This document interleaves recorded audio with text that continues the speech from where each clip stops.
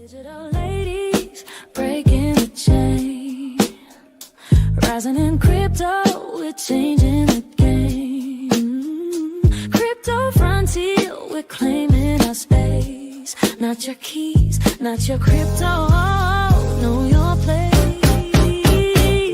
Unscripted, we're bold, we're free. Melissa, Keda, Lady K, and Opti. Dip a toe, come ride this wave. Digital wealth, we're here to pay. Crypto nights, we're lighting the spark. As we ignite now, we're setting the mark. Safety first, we're keeping it tight. Blockchain power, we're shining the light. Unscripted, we're bold, we're free. Melissa, Keda, Lady K, and Opti. Dip a toe, come ride this wave. Welcome to Digital Ladies Unscripted. How you doing this evening, ladies? Doing well. Excellent. Excellent. I love that song. It just puts me right in the mood every single time I listen to it. It does. I love it. It puts me in the mood too. Has me singing along too. I'm not gonna lie. I'll tell you, I wish the intro was longer actually, so we could hear the full song. So maybe we won't be able to do that. But being an hour show, it's like there's only so much time. But ladies, the XRP Ledger's push towards smart contract has ignited quite a thoughtful debate across the community, blending excitement for new possibilities with calls for careful evolution. So tonight I thought we would dive into both sides, and we're talking about the smart contracts issue going on with the prospect of Ripple's looking into putting an EVM virtual in what do I say, Ethereum virtual machine style sidechain integration, looking to target the Ethereum developers and supercharge the DeFi that's going on with the real world assets. But then you also have the folks on the other side of the coin talking about the native efficiency of the hooks that's already been in existence from XRP Ledger Labs, where they're championing for preserving XRP Ledger speed and securities. And so, anybody that's kind of trying to follow along with this conversation, I know me, I don't exactly know what they're talking about. I kind of do a little bit. And so I thought it'd be great for us to kind of touch on this topic right now while it's hot, and get a basic understanding for folks that may not know anything about this, kind of like myself. And listening to Lady K the other night on Spaces, she has a lot of knowledge when it comes to this. And so I thought this would be great. What do you guys think? I think that's a great idea. I know a couple of friends had their space live last night, which is Toasty and 589 Chicken, better known as the Bearable Chicken. So yeah, I'm really excited to be able to have a conversation about this because I think that it's going to be some good information. Absolutely. Should we shout out a couple of people that are in the chat right now who you see in Keda? Yes, I'd like to absolutely. shout out Lady K's cat. Well, first and foremost, it was DCA Crypto Dave was the first person in the actual audience. And then K Buddy, our good friend, Miss Kelly.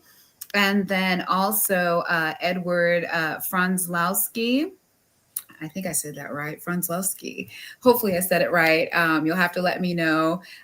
Sean Singh is in the house, as well as Mad Sparks Creativity. Welcome, welcome, welcome to Digital Ladies Unscripted. We're so happy to have you. Oh, as well as the other 18 people that are watching us. Hey, don't forget to like and subscribe. Like, share, and subscribe. Oh, and a shout out to Silver Days, who's always in here on a regular basis. Oh, perfect. He said you said his name perfect. Wonderful. Perfect. Good deal. I like it. So, Lady K, when I was doing a little bit of research before the show, I pulled up some bullet points. And of course, I used my handy dandy best friend, Grok, for information, pulling it up because I don't know a lot about this kind of stuff. But do you mind if I just kind of run through some of these bullet points? I'm not going to read the whole thing. We're just going to kind of list off what it says. And I don't know if you want to stop me as I'm reading them because I'm sure that you have some things to say about these bullet points. Basically, what I asked Grok to do is to give me the arguments for and the arguments for each side, right? Like why people are passionate for each side. So I'm gonna just kind of go through them, and then if you need to stop, just blurt it out. Okay? Are we ready? Yes, we're ready. All right. So. I'm just starting to grasp the idea as well. Like with the documentation that Mayuko puts out, who's working on it right now, and all the conversations I've had this week. So I'm just starting to grasp the concept as well. Go ahead and shoot. Perfect. Okay. Well, we appreciate you you looking and diving deeper into this because it helps all of us, right? All right. So here is what Grok says: the arguments for the EVM side chain. So this is what they've called it. They've called it an EVM side chain. So let's start there. It is WASM. Using this, it is WASM. They've chosen. So I don't know if you could say that's like EVM because we have the EVM sidechain and then they decided to use WASM for the smart contracts. So can you please explain what WASM is? Because treat me like I'm two. And let me know what a WASM is. I'm just, So my understanding is the WebAssembly, it was like created by the World Wide Web Consortium. And it was chosen because it's like compact, it's fast, it's secure. Okay. Oh, okay. And so when it comes to the digital asset and cryptocurrency space, what is the functionality of it when it comes to these smart contracts that are associated with the XRPL? So first, okay, so there's two, right? So there is smart escrows, which they're testing right now. And then that will come in first and be utilized. And then they're going to then add smart contracts. So they're separate. So is this like the same type of escrow that has always been available on the XRPL, or is this a separate type of escrow? Okay, so right now you can only escrow XRP. Okay. Now, token escrow is up for vote, but it is not going to be voted on until they work out some bugs. Okay. And when token escrow comes in, you'll be able to escrow tokens as well. Now, so not just XRP, but any other token that is native to, or not native, but actually built on, so it's issued on the XRPL can be escrowed. Yes. Okay. All right. So when token escrow comes through, we'll have that. And then smart escrows. And now XRP escrow and token escrow right now, they're only going to be able to be escrowed for a certain period of time or a password. So what smart escrows is going to do, it's going to add functionality where you can add more logic to it, right? So the examples are like you can create one escrow that can only be released upon, another escrow. You can create escrows that can be released upon things that happen, like Oracle data comes in, like the price of XRP hits this, and then, it releases the escrow. So all kinds of different business logic you'll be able to add to those escrows. So is this something that, because from what we have seen, right, when it comes to like different projects that are associated with the XRPL, when you have like a situation where one project may buy multiples of a certain NFT, right? And if they take that and they say, okay, we're going to escrow this, would that be a use case for this particular type of situation? Because it would be something like they would have it as like a store of value, I guess, or liquidity that's associated with their project, but it would have a way to be able to have it kind of safeguarded. Oh, like a project says, I'm going to buy these NFTs or these tokens, and then I'm going to escrow them. Correct. Absolutely. Okay. Like when token escrow comes out, they'll be able to do that, right? But right now it will only be for like a certain period of time or a password. So they can actually, like with smart escrows, you can take it a step further, and they can say, like a project can say, I'm going to take my tokens and I'm going to take my dev tokens and I'm going to escrow them, and I'm not going to allow them to come out until the price of this token hits a certain price, right? Or you buy this NFT and you get airdropped tokens. Like you could put the tokens in escrow, and then like when the NFT is bought, then the escrow can be released to that NFT. So what you're describing, so this is one thing I'll say, and then because I want to keep talking about this, but I want to kind of go through these different things with the sidechain, because what I'm hearing you say is what I already thought a quote unquote smart contract was, right? When I think of a smart contract, I do think of if this, then that happens. And what you just described is kind of an if this, then that happens. Like in terms of putting in a password, putting in a time line before something gets released or whatever. And so there's definitely varying thoughts here when it comes to what we think a smart contract is or whatever. And you're calling it smart escrows. And so what I'm already discovering through this conversation and from being on X and watching the conversations fly around, listening to different spaces, there's a lot of words floating around back and forth, which is causing confusion. And so what I'd like to do is go through these bullet points of what these people that are pro EVM, they're calling it an EVM sidechain, which you just said it's WASM that they're talking about, or WASM. Yeah, so just one thing on that, right? On these other chains that have smart contracts, you actually have to write the smart contracts yourself to perform these things. On the XRP Ledger, they're being built in a way where people can utilize them, but not have to write that smart contract from scratch themselves. Does that so make they sense? have a template. Is that what you're saying? Or is it? Okay. Think of it like that. So it will have predictability. We'll know how, it works, and that makes it more secure. And Grok might be taking the XRP EVM sidechain and putting answers in to what it spit out to you, because there was that, right? Well, and that's what I want. So this is what I want. I want to look at this and you tell me that, because here's the thing. I put it in. I'm not the only one that's going to ask these questions to Grok or some other general AI.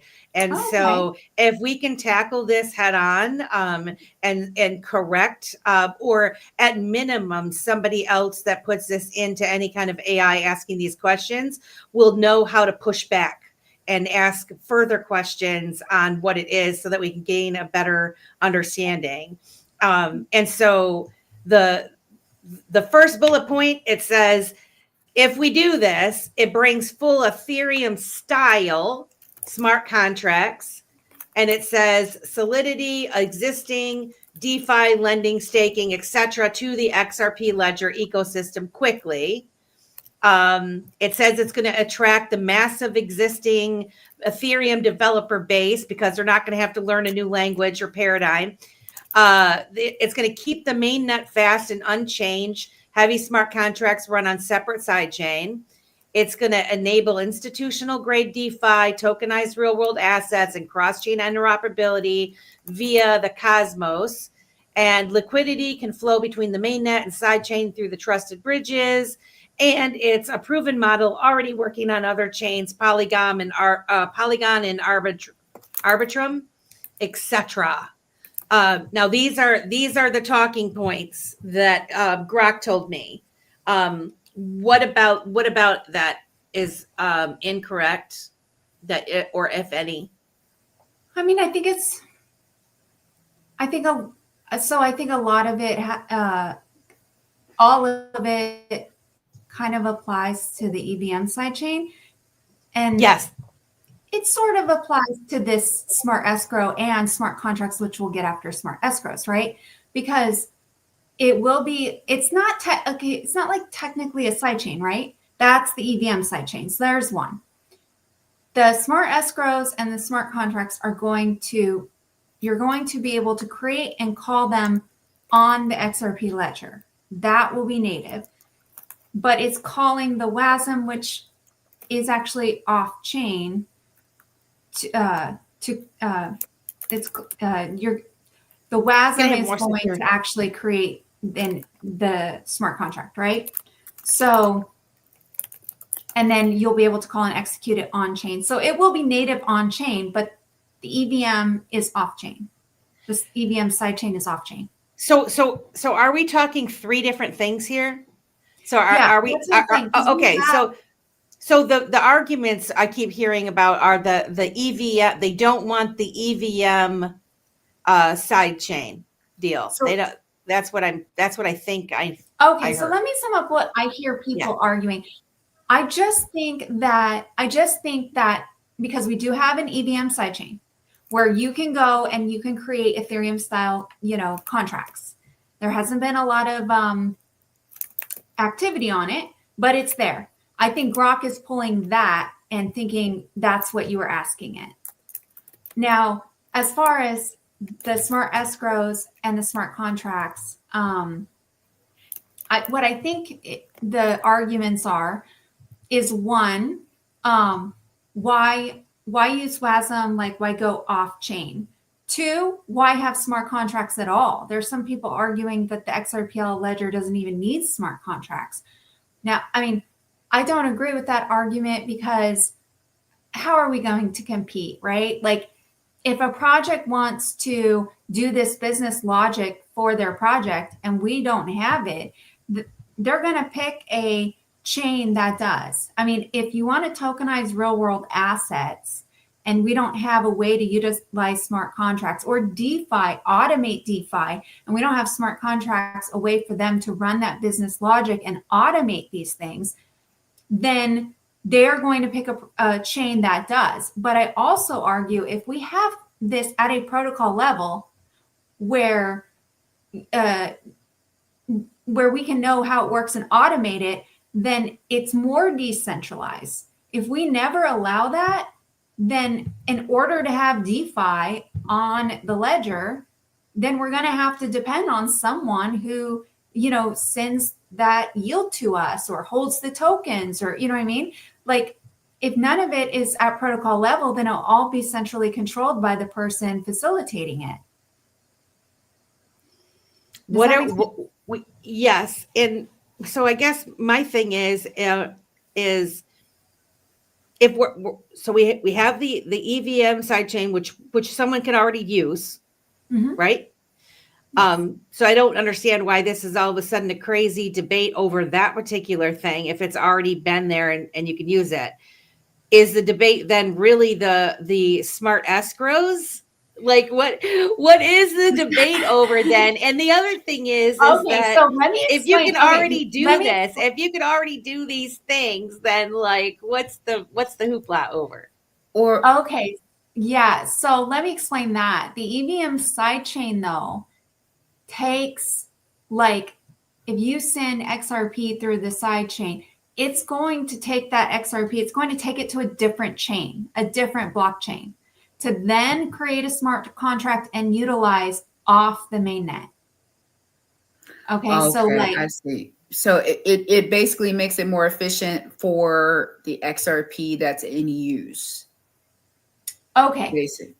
I feel like I've thoroughly confused you guys, and I'm so sorry about this. Before there was talk about this model that they came up with, which they're calling smart escrows and smart contracts. Okay. They created the EVM sidechain so that you could go through the sidechain and then utilize smart contracts off chain. That has been up and running. There hasn't been a lot of activity on it. And the XRPL ledger, nothing can happen on chain. This smart escrow will allow this on the mainnet, on the XRPL mainnet. It will be protocol level. So I think it's better that way so that these business logic and more use cases can be used on mainnet.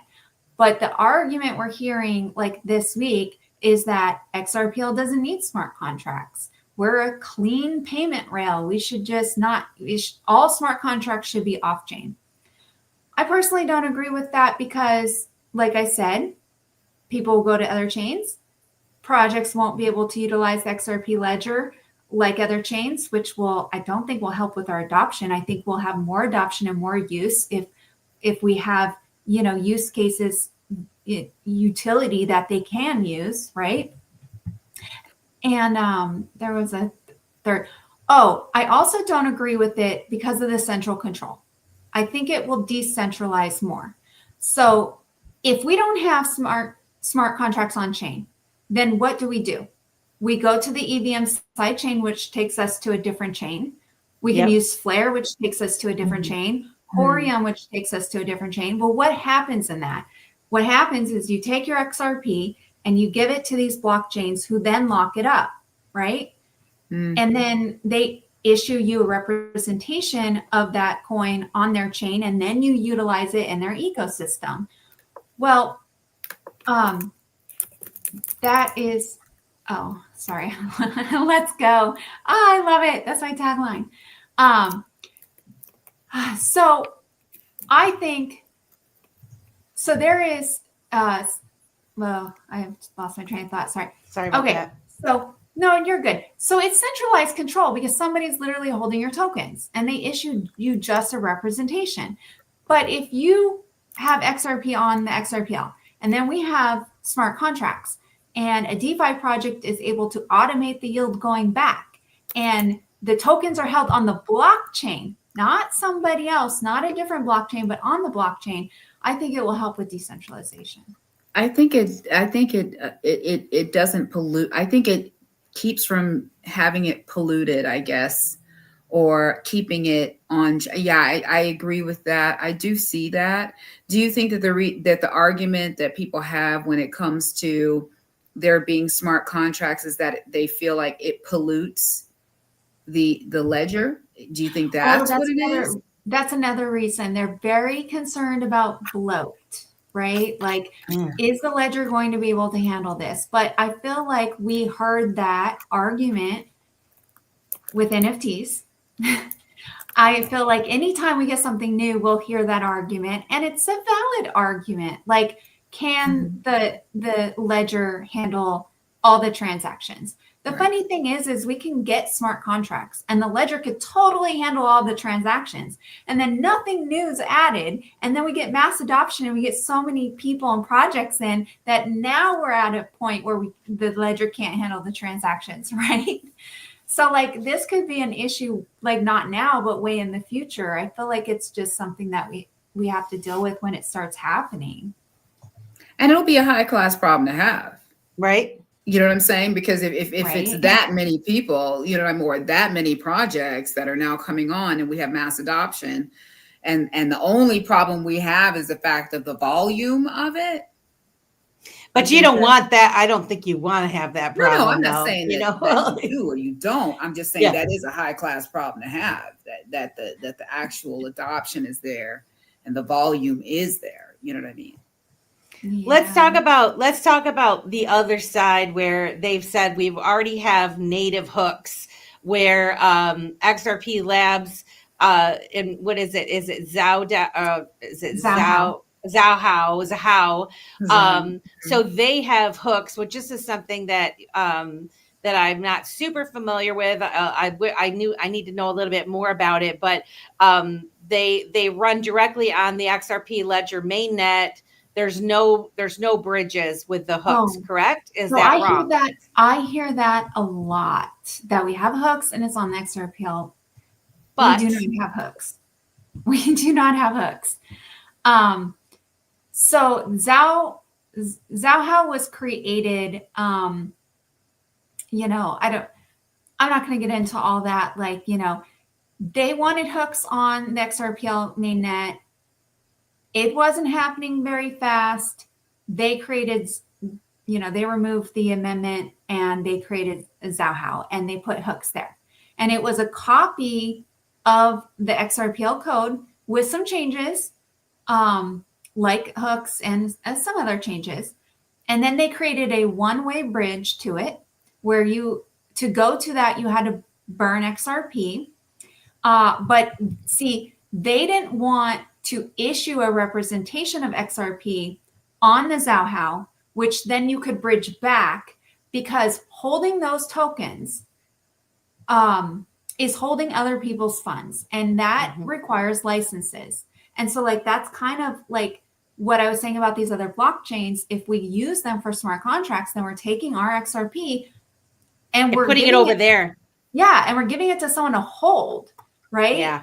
So there's a trust there, which that's my thought process. That's still centralized control. That's why I feel like things happening on the actual chain where the crypto stays on the blockchain is decentralization, because nobody's holding it. So you don't have to worry about it. And then we have, you know, contracts that are template like, which we can be predictable, which I think is way more secure than a contract anybody can write. Right. Well, and that's the security issue of like when my fear surrounding smart contracts, particularly in these early phases, is either A, you have to trust someone else that wrote the contract, or B, you have to trust someone else who wrote the contract for you. Right. And to where if you don't know what's in there that can happen, how do you know there's not a backdoor written in there that can, you know, slide a few pennies? Like, what was that old movie back in the day where they figured out the big banking thing where they were like, if we just take a couple cents from everybody's account every day, all the time, we're billionaires easily. Right. So what's to say, you know, with that? And so, yeah, I that does worry me about the smart contracts. And again, like you said, Lady K, it comes away from decentralization, because then you are going to be going to the people that are the smart contract people, the smart contract chain, right? I don't know. You know, another thing too is like, you know, I think it's a pain for even devs to write smart contracts on other blockchains, right? So on the XRP Ledger, we're sort of staying true to the roots of like, this is very simple and easy. Like you don't have to come over and write a brand new smart contract from scratch. This business logic is primitive. It's here, and you simply just construct it. Well, and so all right. Just so I can get past this hooks thing. The fact of the matter is, we don't actually have hooks. Hooks is on Zhao. Zhao was from what I just basically understand, is they created it as a test net, basically to find out if they could make these hooks, because they didn't do it natively on XRP Ledger's blockchain. They did it on Zhao, a copy of XRP Ledger, correct? Yes. Okay. But they created it to be another blockchain, not a test chain. A lot of people didn't like Zhao and was like, well, that's going to be a test chain. And then when it works out or it doesn't, we'll end up getting smart contracts. I was one of those people that said that. And here we are with now WASM, not even hooks. So that's interesting, right? But Mayuko put out like documentation, which I can throw in the. Can you explain who for the audience who Mayuka is? She works for Ripple, and she worked on the AMM code, and now she's working on the smart escrows and smart contract development. Okay, so she's a developer on the for XRP Ripple. Ledger. Okay. Yeah. And so like they studied many different things. They studied, WASM and hooks and EVM, and they did a whole, compilation and analysis, and they decided that WASM was the best choice. Do other blockchains or other industries use WASM? Do you know? Cosmos does, and Corium does. Okay. So it's existing, I don't know if I call it existing tech. Yes. An existing tool that we can use that's already been tried, trusted, and true. And would then using that, so we would use WASM to, I don't know if I'm using the right terminology, initiate a smart contract, or not a smart contract, a smart escrow. Yes, but then after smart contracts, so that wasn't wrong. Just Okay. It's going to follow smart escrows, right? They're going to, on the blockchain, you'll be able to create a smart contract with WASM. Not technical enough to explain how that exactly works, other than my basic understanding, which is that WASM is off chain, but you will be able to execute and call and create on chain, and then it pulls it from like the WASM that's kind of off chain. And my understanding with this is the reason they want this is because if a smart contract is created on chain and it has a bug, it like will take down the entire network. But if a smart contract is created on WASM kind of off to the side, and then it has a bug, it's actually only going to affect the accounts within the smart contract. It's not going to affect the entire ledger. Which is kind of like right now, if these EVM side chains that we have, they run on a separate blockchain, right? And they use their own validators, not the XRP Ledger validators. So does that means that they too then are not there? It's just the fact that our assets are now being held off chain using an EVM. No, I'm talking about so like what you just said. It's I was comparing it to this EVM side chain that we already have. The WASM is not a block. Yeah, the WASM is not a blockchain. It's just, what would you call it? A tool, I guess, or I'm not sure. We got in the chat. We got. I think we had. I thought we had nerdy. Is it code? Oh. So there you go. Is it what? Code?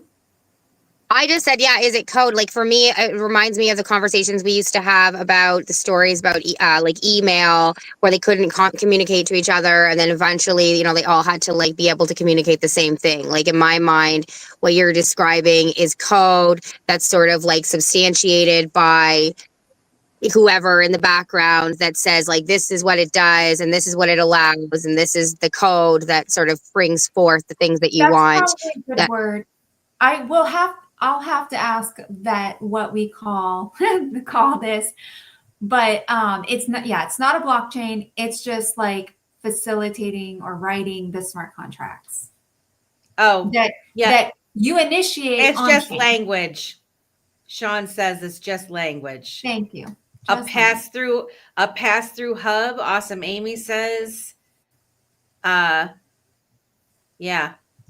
So that makes it more secure, though. Yes. Then I mean, that I guess that's my only concern with any of this stuff, right? That we've operated the way that we have for so many years, similar to JavaScript WebAssembly. Okay. So I have a question. It wouldn't affect the entire ledger. I think it is called the WebAssembly. Good. Yeah, and Nest Force just put that information up in there. I don't know if you see that. I'll go ahead and put it up on the that in there. Sweet. Yeah. is a type of code that can be run in modern web browsers. Yeah. So WebAssembly is the right word. Let's go. Thank you, Nest Force and Sean Sang. We appreciate your help. This We is the appreciate second yours. part of that message too. Oh, I've heard about languages such as C++ Yes, and C++. Rust with a compilation target so that they can run on the web. It's also designed to run alongside JavaScript, allowing both to work together. Mm-hmm. All right. Thank you. We're all learning today, aren't we? Absolutely. Hey, Every that's day what we this learn. space is for. So we definitely have these. We have at least 70 people in here watching today. Thank you so much for being here because you're helping along with our algorithm, and we are on IMU TV as well as YouTube, and then also on X. So thank you for being here. Don't forget to like, share, and subscribe. Like, share, subscribe. I did pull up some information. I mean, talking about like security, right? So this is saying basically that it allows it to basically be like sandboxed, right? It's safe. It runs in its own isolated environment. It's binary, so it's super compact, runs on any CPU or operating system, so it's portable. It's near sea-level performance, so it's fast, and it's deterministic. The code equals the same result. It says analogy. Like, to give an analogy, WASM is like an app container. Think of WASM like a safe container where apps run. The blockchain says, here is the contract's input. The WASM model runs in its sandbox and returns the output, and here is the verified result. Nothing inside the WASM contract can harm the validator or access memory it shouldn't, it's saying, which is interesting. So if the contract has a bug, it's my understanding it's only going to affect the accounts, but it's not going to affect the entire ledger. Which in also, so I'm like trying to figure out what the concern is. Why wouldn't you? Why I don't know enough to know, but like my immediate thoughts are like, why wouldn't you want this? Because it goes against. I feel like it's. I want to be right, and if this is available, then I'm not right about my thought process. It just seems like it's a personal thing because we do have a lot of people that just feel like they want to be right.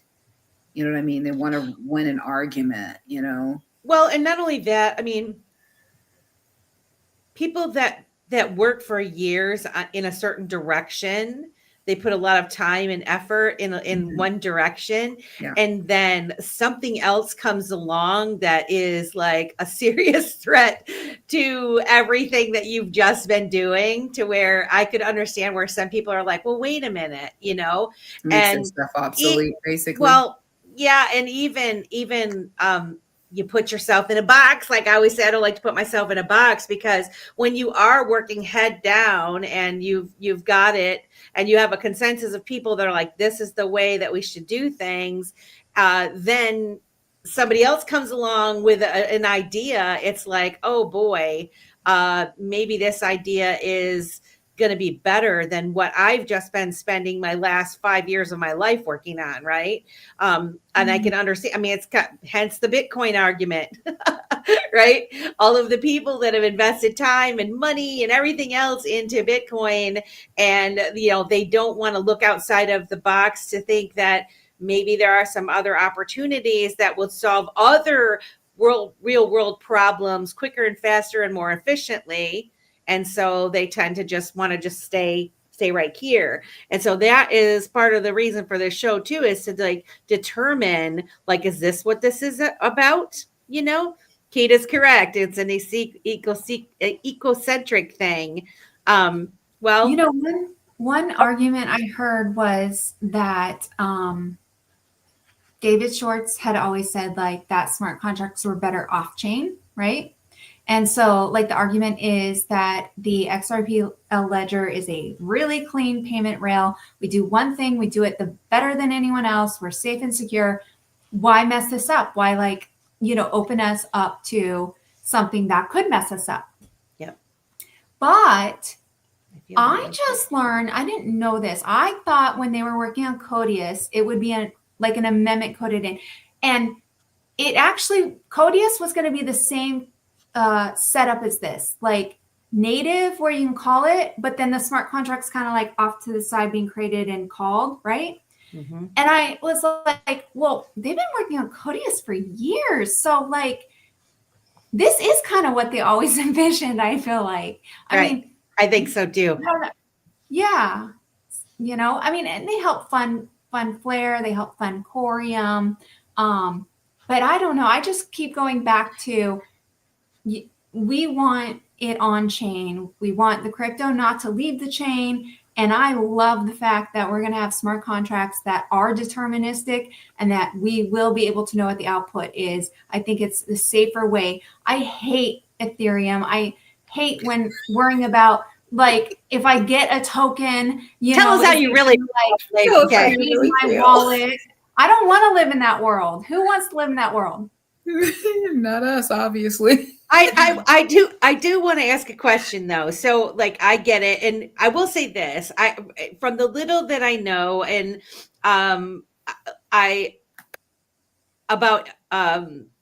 what do I want to say? Ethereum is, many people complained like it was trying to do too much, right? It was taking on, and like the update and the update and the update, and that it was taking on too much. That was the little stirs that I heard about Ethereum.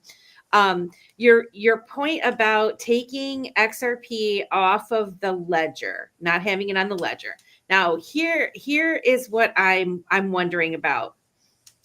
So if you take it onto the EVM sidechain, then you're taking it off because when you move it over there, you're converting it into something else, like a wrapped XRP, right? Type deal.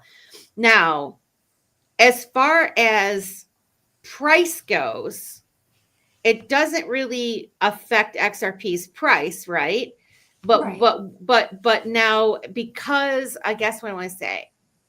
So then would the point be the value then would be stated as value on the Ethereum blockchain that's being housed on the Ethereum blockchain because it's in wrapped XRP form? Is that the worry about allowing XRP to be used on these other blockchains?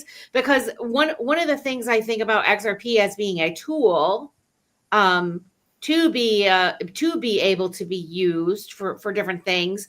So I'm just wondering, like, what is the bad part about it? And I'm just, because I don't know, what would be the bad thing about having it say wrapped on Flare, wrapped on Ethereum, wrapped on these other blockchains, if you could make sure you could unwrap it and bring it right back to the XRP. Yeah.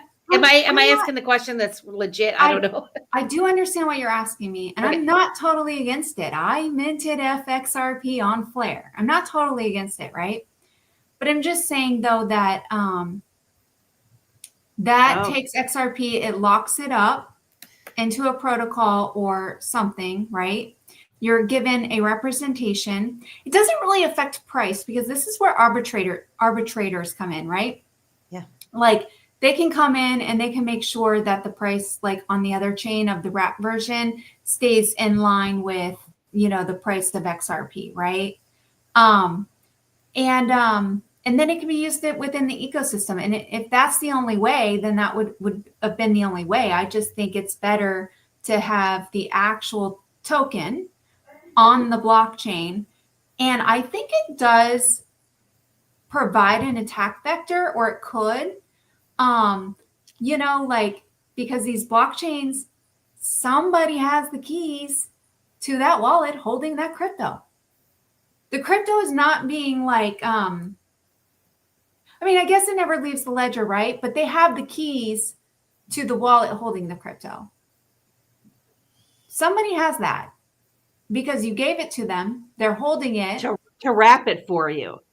Right. Which was my question on the Flair interview that we did on Dip a Toe with I think it's Kinetic or something, where you're gonna put your XRP there and they're going to lock it up or whatever for you to be able to use, right? So you're Right. trusting them. So Right. So what happens is and this is really the only way to do it, right? When you have a wrapped anything or a representation or an IOU, this is what it is. Maybe not an IOU, but I sent my XRP to Flair. Flair, that XRP went into a wallet that Flair somehow controls, has the keys to, and then they minted on their blockchain a representation of my XRP. When I go to pull my XRP out, they'll burn that representation that they made and they'll unlock the XRP and they'll send it back to where I dictate to. Because you can't take it off the blockchain, but it has to be locked up. They're not going to let you keep the XRP and then utilize it on there. You know what I mean? So it's the only way they can do it. So like Crypto Queen said, anything wrapped is synthetic token, not real. True. Now, but my other question then is, you could, if for the interoperability of all the chains, if we say it's not going to be one chain to rule them all, right? To be able to take your XRP and say, move it over to Flare, wrap it, have it working for you, earning with the realization or the understanding that it's going to be unwrapped and sent back to you and send it back to your XRP Ledger wallet. That's a good thing, right? It's a risk. I think all this stuff is a risk. But then this seems to me like no different. Yeah, as somebody said, it sounds like it's a clone. Like it's a clone of your XRP. They're holding it in, yes. some kind of an escrow. Meaning that in and of itself, whenever you move your asset over to another chain and they're turning it into something else, they're in fact locking that up, right? Yes. But you're trusting that nothing's going to happen to it while it's over there. Yes. Right? Yes. I've just Go ahead. ask some questions? Absolutely. Okay. Absolutely. Before we end, I would like to ask some questions. Okay, so what I keep, because obviously I have tokens, I have a project, I have ideas on automating it all, right? Like that's my ideal world.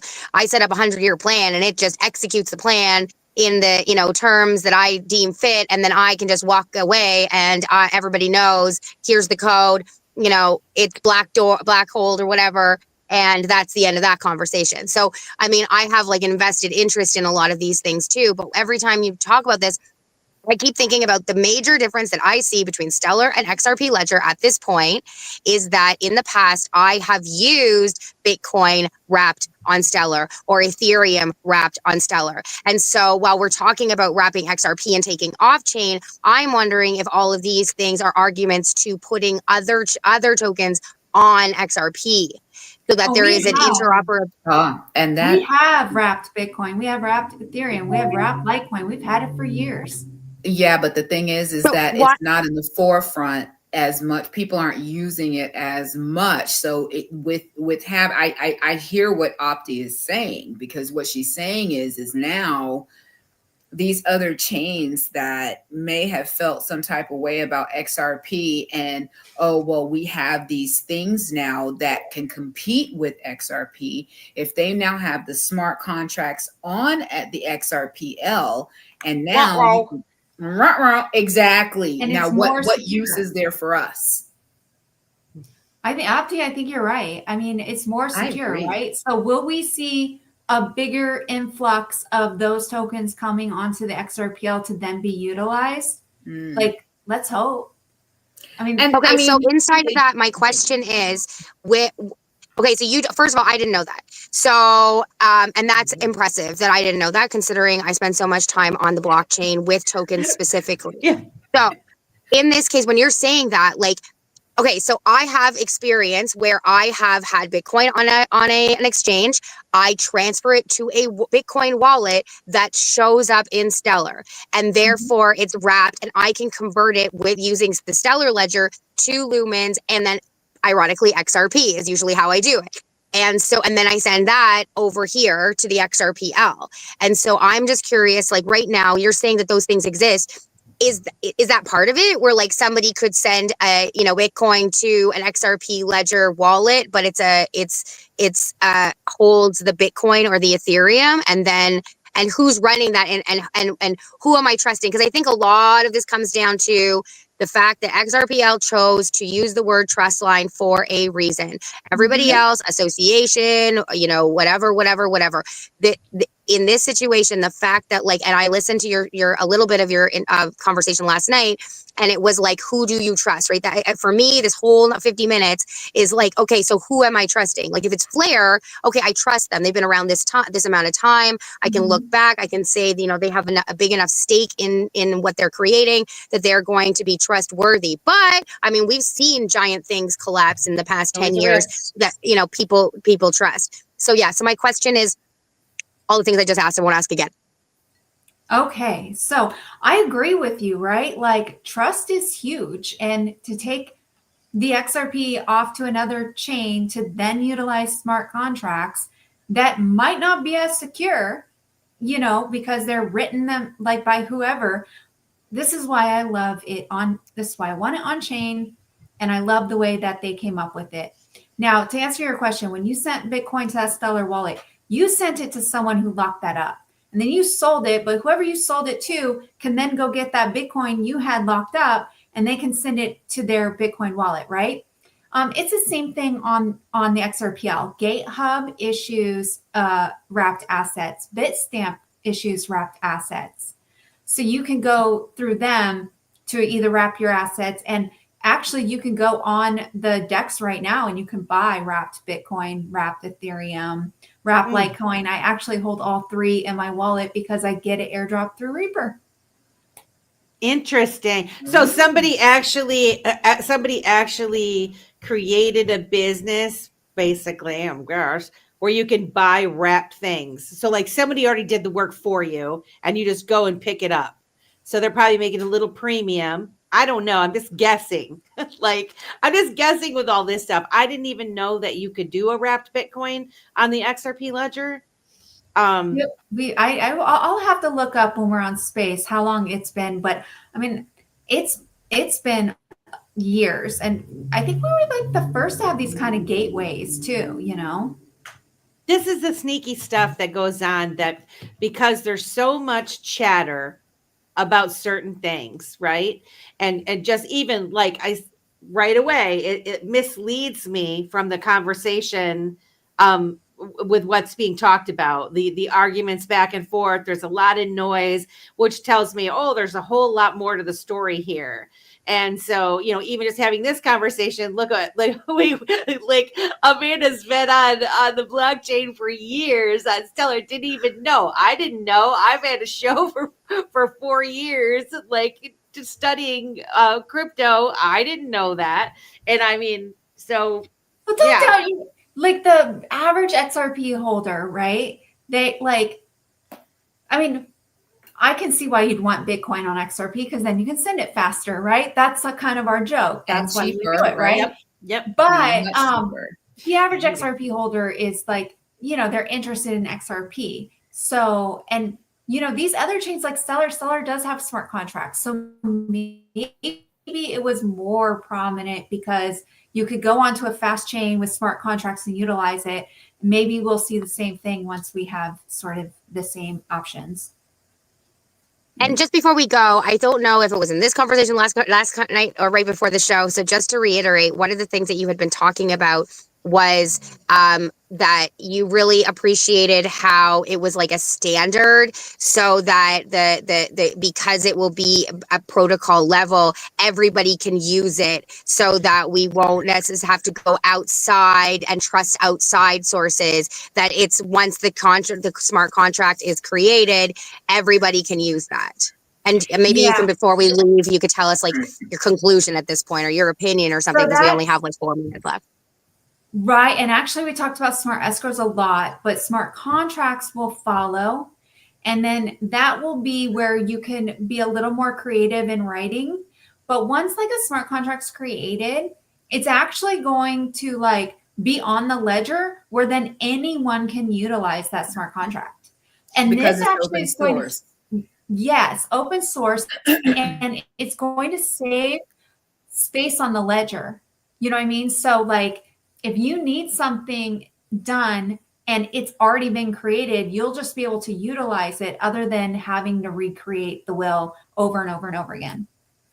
Like these, like the toolkit, like all of the things that XRP Ledger has, which is, you know, part of the education that people need to learn with the test net and all of the things that they allow for you to be able to practice, to even see what's out there for people to use. Because even like when you, like I said at the beginning of the show, the smart contract thing, but what you were describing, we already have, we can already do with the, you know, so certain people, the average person might not even need a smart contract, right? Or what's technically a smart contract could be like smart escrow. Depends on what you're using it for, correct? Mm-hmm. And if it is native, then small businesses could create their own mini small contracts, right? Using the template. Yes. That's the argument. I mean, that's the biggest argument to me. Sorry, Keda. No, you're fine. I think that you know what we had talked about earlier, and what Sean had actually responded to. I do believe that a lot of this is more ego associated. You know what I mean? Because you know, as we've seen, you know, there's a lot of people that are XRP maxis and, you know, Bitcoin maxis, Stellar maxis, right?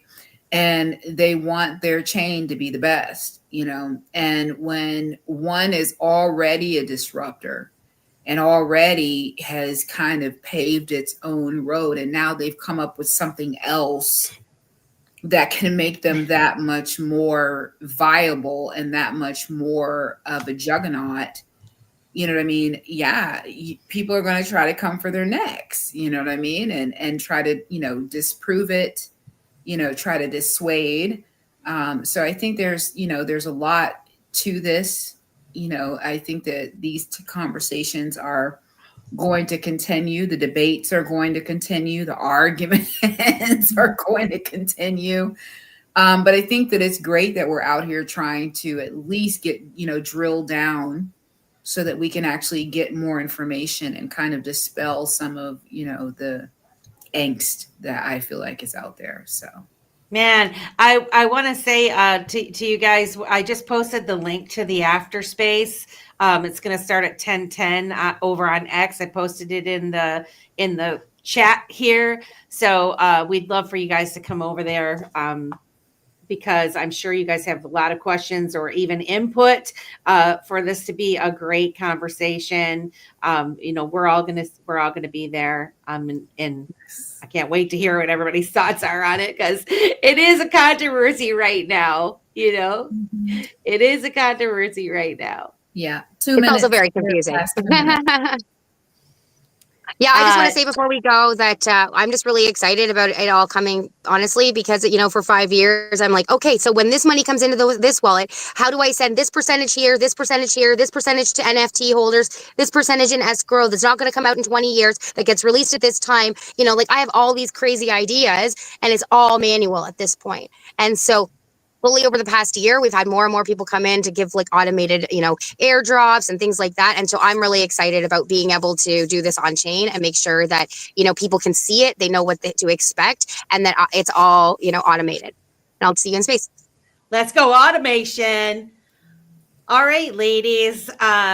We are right here. We'll see you guys all in the after space. Have a good rest of the night, guys. Join us over there. Digital ladies breaking the chain.